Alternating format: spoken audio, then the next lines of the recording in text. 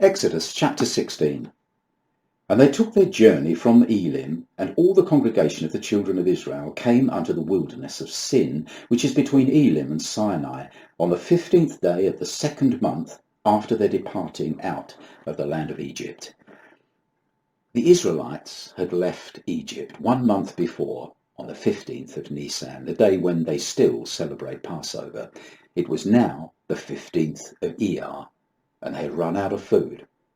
After the usual complaints to Moses, God provided a huge flock of quail in that very evening, and in the morning the first manna, which arrived like dew on the ground about the camp.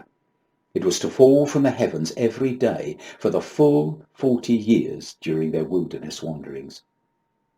Known as mun to the Jews and spelt with 2 letters that stand together at the heart of the Hebrew alphabet, mem and nun, this miraculous food is at the heart of the life of faith, both for Jew and for Christian. David called it the bread of heaven, Psalm 78 verse 25. When Jesus said, "Man shall not live by bread alone, but by every word that proceeds from the mouth of God," Matthew 4:4, he was referring to this phenomenon, Deuteronomy 8 verse 3. Now it was taught that the manna tasted like honey in wafers, but it was adapted to the taste of each individual. To the adult, it tasted like the food of the adult, while it tasted like breast milk for a baby. The truth that a child in the faith is able to receive is, at heart, the same truth that somebody mature in the faith receives, whether milk or meat. Once we have believed and received the gospel, we are equipped to grow in Christ. Now, this business of maturity is interesting.